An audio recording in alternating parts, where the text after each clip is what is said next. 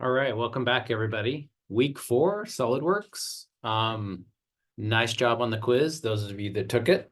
So about 75% of you took it. So I'm not sure what happened there, but you don't want to miss quizzes. That's not great. This is it. And I want to talk about a little bit. Modeling intent, I'd probably go after this bottom first. That would just be how I would do it. And then from the top view, I would do this rectangle and extrude it up. And then from the side view, I would build this side and extrude it back. So lots of different approaches to this. So that's always fun to see. This was the drawing that you had to create. And what you want to do when you're creating drawings is you want to try and make it just like the drawing that's given to you. That shows that you have kind of full control, or you're gaining full control over dimensioning. Like this is 2 decimal places, this is 3 decimal places. Those kind of things are important. And we want to try and make that happen best we can. And I know this was like our second go around with drawings, so I was pretty lenient on the scoring on it. These are the center lines. I'll show you how to put those in. Those are extra credit. And then if you added the view name, that was extra credit. So you could have got 35 out of 30, which like really bumps your grade in the class because it was the first quiz. So quizzes and exams are the same category. So it really was like 40% of your grade. So it really got bumped up, or if you missed it, it really hit you hard in the grading area. So we'll have a lot more. Well, not a lot more quizzes. We'll have more quizzes and exams, so you can balance that out. All right, let's look at it. Here's my part. And I actually took this part from a student in this class because I wanted to show a different modeling intent than what I would do. If you haven't figured it out, you can scroll back in time when you're in a part. So you can grab this blue line and go back step by step to see what somebody else has done, or to look at your own modeling intent, right? So this person started with these 2 sides, which I thought was interesting. And then they added the back, and then they added the base, and then they cut off to make the triangles. So worked just fine.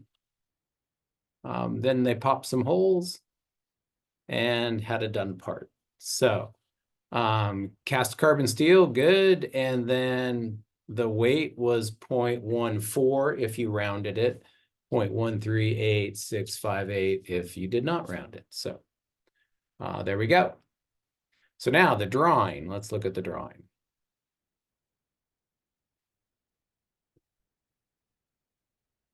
So the drawing, you can pull those views in, and then you can start to work with moving these dimensions around and cleaning them up. So this looks really good. This is kind of what we were looking for. If you need to change the precision on a dimension, you click on it, then that information is over here, precision.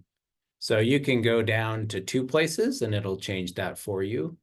You cannot go up to like 7 places. Sometimes it'll show those trailing zeros, and sometimes it will not show those trailing zeros. So trailing zeros must be turned on for that to happen. That can happen right in here. Now, some of you didn't have the right dimensioning style going, so that could be the setup on your system. So I wanted to show you in settings, that's right here. You can set up the general dimensioning style of ANSI. So if it's a US American style drawing in decimals or anything similar to that, ANSI is what you want. If it's metric, I would also choose ANSI for US drawings just because it is more consistent. So when you do that and say, okay, you get the general setup, and you'll notice the precision is really big. So if you don't want that, and you want to like make the general precision smaller, it's in document properties. And then you can go into annotations or detailing. So detailing has a bunch of information. Annotations is going to be based on that standard. Okay. So let's see where we go here. If you pull it down, you can look at a number of different things to change within this standard.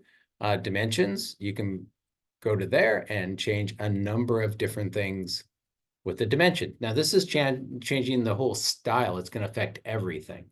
Okay. So maybe I don't want precision out to there. Maybe I want precision to there, or even two places, right? Depending on what there's the most of. Most of the time, it's going to be the same throughout the drawing. So I'll say two places and say, okay. And you'll see it changes everything except for the one that I manually changed myself. It's not going to change that. Now it's not showing trailing zeros either, because I'm guessing this is out to two places. Nope, it's just to one. So I can get that out to two, and then trailing zero shows up.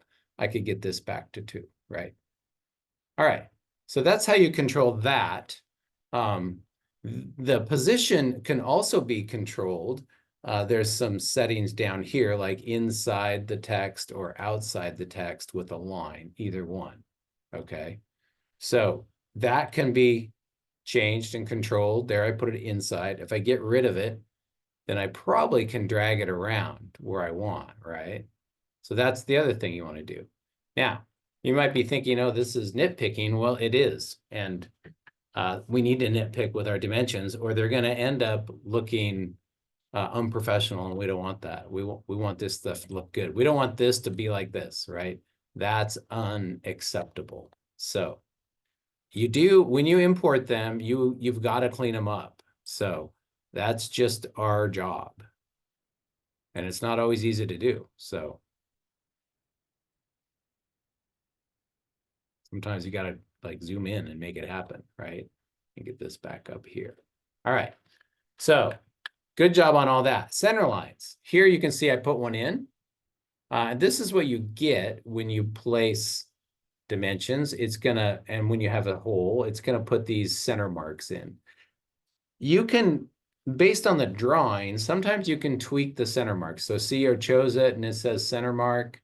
I can say use center lines, and it is, but it just doesn't look that great, right? If you turn center lines off, then you just get that center mark. You can bump this up and make it bigger, but again, it doesn't look like a center line. So often what I do is I just get rid of these. I delete them, right? And then, it depends on how picky you want to be. You can add just center lines in, center line, right? So I can come in here, pull it out a ways, come across and place it. And it actually starts to look better, except for now this dimension is really in there a long way. So maybe I would take this dimension and pull it out and grab, the out here somewhere. So that can work, because then this looks a lot better, just a line coming to a center. This, again, if I wanted it both directions, I'd have to put one vertical and then drag this out. So these, you can drag these around, but it's attached to that center point. So that's center lines. You just place them when you want them. Like if I didn't have one there, I just come and grab it. And you need a marker, or you can pull it off of this if you're careful. Oh, come on. Yeah, this is not dragging, so I might need to make a line. So I might go from here to there, and then delete that one out, right? So depending on how long I wanted it, and then get rid of that one, delete, right? So you can just place them and set them in as you need them. So again, SOLIDWORKS isn't the best drawing tool out there, but you can make it work. And then of course, just placing annotation is the way to do that. So you just place a note for those that didn't get it. All right, so now we are doing pretty well. We're moving on to a little more complicated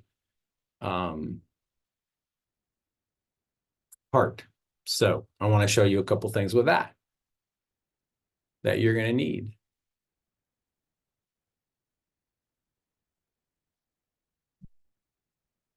All right, so I'm going to just draw a circle. This is called the rotor. It is in week 4. Week 4. And today. So you got to create the rotor and the drawing. So that's the rotor. It looks complicated, and it is. It's definitely got some challenges to it. You have to really be careful with your tangents. You have to be careful with your position. You're going to need a lot of construction lines. So get used to making construction lines to position things. Yeah. So the drawing for it is here, and I should go over a few things. R means radius, right? And this symbol means diameter. It is metric. So these are all in millimeters. I'm not sure it says that, does it? It doesn't. And I didn't say it here, but I will put that in there when I get done making this recording. This is a side view and this is a front view. So the side view, it's 2 millimeters thick and 165 overall. So the times 6, that means 6 locations of this 5 millimeter hole. The 8 is the distance between this spoke. So, yeah, there's a lot going on here. And then we want to just make a 3-hole pattern. And then we want to just array that all the way around. Okay. So I think on Wednesday, I'll talk about how to make this drawing and how this detail works to show this over here. Today, I'm just going to focus in on making this sprocket, at least beginning it for you. So you can kind of get a feel for how to get it started. The goal, the modeling intent for me would be to make the big circle, obviously, and then I would make a smaller circle that would be this inside cut. And then I'd probably put in a line at an angle here. And then I'd use offset, which I'll show you that. And offset will offset a line at a distance. So I'd offset 4 from the center here, 4 out and 4 out to make this. And then I'd probably array this all the way around. In other words, I'm just going to make one of these cuts and then array it all the way around. That would be my modeling intent. So that means we are going to need this pattern thing. It's called a linear pattern or rotational or circular pattern, maybe they call it. I forget what SolidWorks calls it, but I'll show it to you. All right. So I'm going to start with a 165 diameter all the way around, and I'm going to probably just extrude that right out. Just start with a big disc. Again, keeping my sketches simple. Okay. And then I'll extrude it at 2 millimeters. So 165 and 2. I need to get to the metric version of the world right here. Good. And sketch. And I'll stand it up like they have it stood up. And I'll connect it to the origin. That's going to be helpful. And then I'll smart dimension it at 165. All right. So I'm going to go pretty quick. So you can pause the recording when you need to follow along if you want. And we'll go at 2. All right, so there's my disk. I got it started right at this big part. Now I'm going to make this cutout. So this is a bit tricky. 1, 2, 3, 4. There's 4 of them, so they're 90 degrees apart, which means they're 45 degrees from vertical. So that's the first thing, is to understand where these lines, these centers are.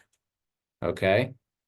So, and again, I'm going to sketch and then use just construction line technique, right? So I'm going to use a center line and I'm going to go straight up because I think that's going to be helpful. And then I'm going to do another center line from here over at approximately 45, but I can then dimension that, right, to get it perfect at 45. And because I know I'm going to need another one, I'm just going to do it. So now I could have done that with like mirror or some other feature, but didn't hit my 2 spots. Hey, quit. All right, smart dimension this and that at 45. So perfect. Okay, now those are just this center line, right? So I need to offset that for each way, and I need to get this circle in, and it looks like that circle is noted here. This arrow goes to it right here, 66. So I'm going to put that in and then offset these at 4. So 66. I need a circle at 66. I am going to try and make this whole cutout. Now that radius was 66, so that's 132 on the diameter, right? Yeah. And then I could also get this inside arc, because this is just another circle in here, because again, I'm trying to create this cutout, right? So that looks like it's radius 30 or diameter 60. So I'll put that in too.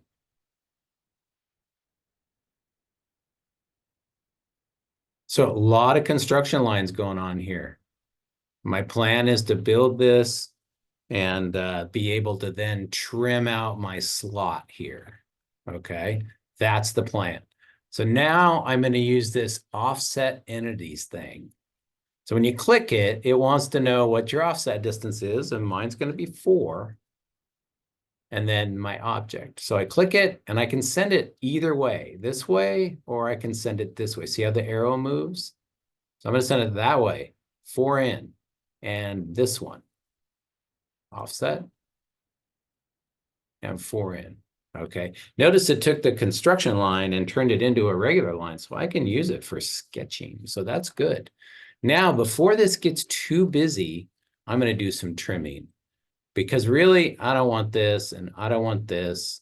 I do not want that and that. I don't want this. Notice it's blowing up.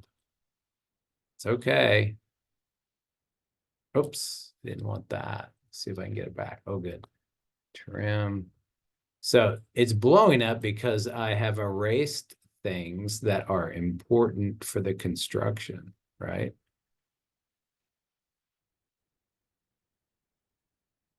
But at the same time, I'm getting what I want, and I'm pretty sure it's accurate as far as the dimensions go, right? So it's just some of these smaller dimensions that I could actually get rid of, and you'll see when I do it that it'll clean itself up. So just because something blows up doesn't mean you're like really in trouble, but it does mean that you have some extra things going on. All right, so I like it. I don't know this dimension, and I don't really have to give it. I'm not fully defined, I get that. To get this fully defined, you just have to add some smart dimensions to make it happy. Maybe I can do an angular one here, see if that does it. That does not do it. So then it would be maybe here, right? That did not do it. So potentially this line just needs to be, oh, there you go, dimensioned. And I'm just not going to change that. I'm going to leave it. Yeah, so to get this fully defined, that would be more work than I need. I don't need it. I know I'm good with the 9-degree arc. I know my offset's correct. I have some fillets to put in, so let me show you how to do that. So these rounded areas, it looks like it says it's a radius of 6 typical. So 6, 6, 6, and 6. That's what typical means. All right, so let's do fillet. That's right here. And again, it puts in 10. I want 6. And then you literally just choose lines. and it'll do it. So you can do many at the same time. And keep constrained to corners. I do not want to do that. Oh, actually, maybe I do. Let's see. Yeah, I did want to keep those because that just means it's going to kind of understand where things are, right? But now I can do this cut. It looks good. Extrude, cut. And I'll do through all. Boom. All right.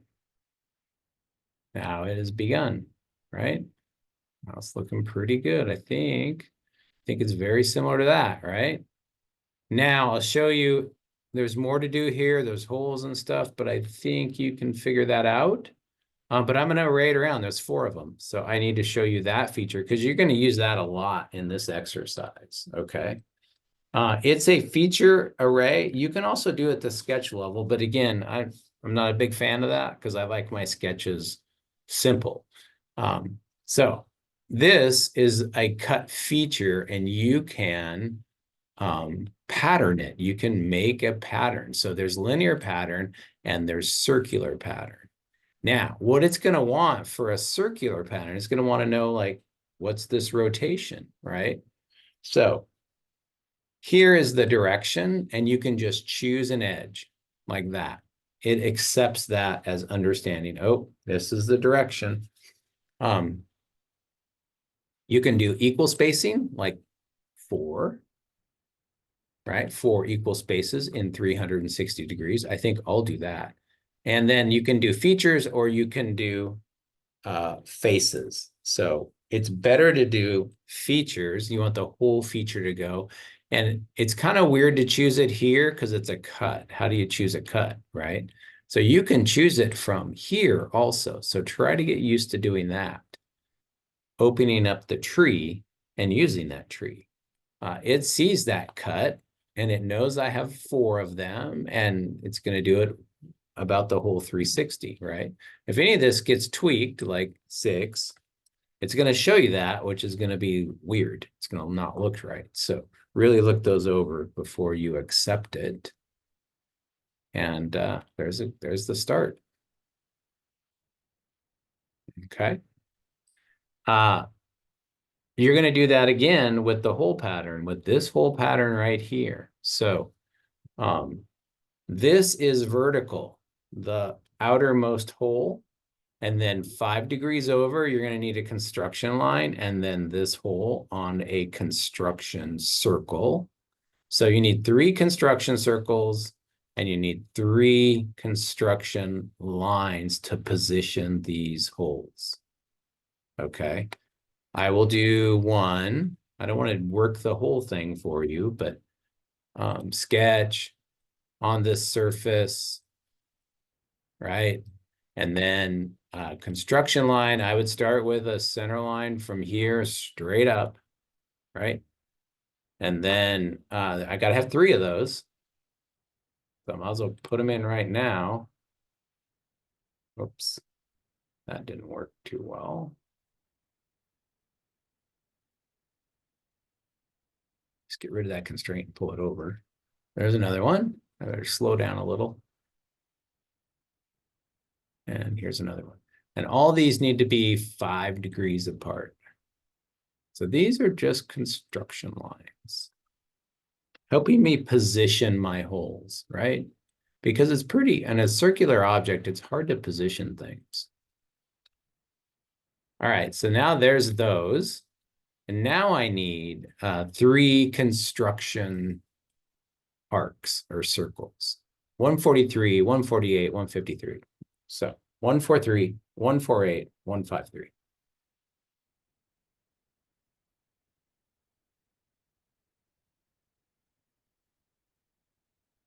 Just gonna place 3 of them.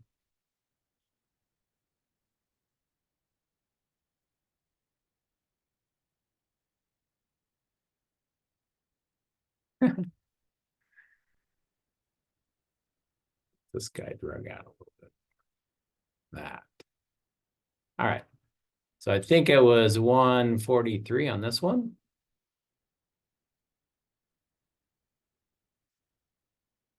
And then it was 148 on this one. And then 153.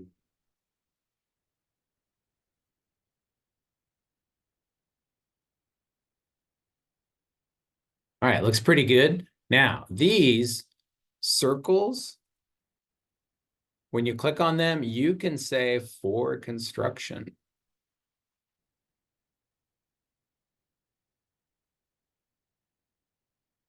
And that'll clean up the shading, right? Because it's not going to see areas using these construction lines. But now I can place my circles. There's one here.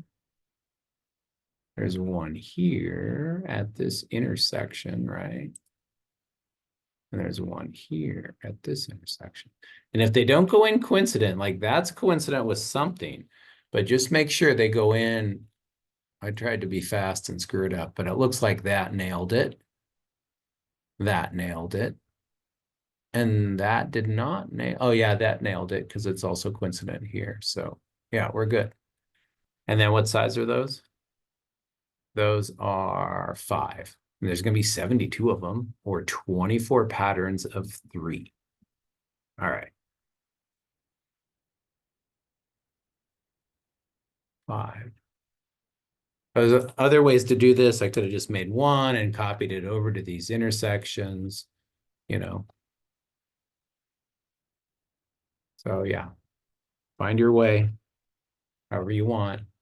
And again, now that I have the 3 pattern done, I'm going to extrude it. And then I will array the feature, just because, again, it's just so much cleaner once you get to this point, right? All right, so we're doing good. There's 24 of these. Get it back to normal isometric. Maybe roll it a little bit. And that's at a feature pattern. Again, it's not linear. You want to roll it in a circle. The direction is, again, just an edge that shows it how you're going to spin around. I want 24 of these in 360. And I want it to be that cut that I want to send around, right? And again, you get to preview it and make it look, make sure it looks appropriate. And then you have all your numbers good here, and you can green check mark it. So now your pattern pretty good. All right. Okay, that's a good start.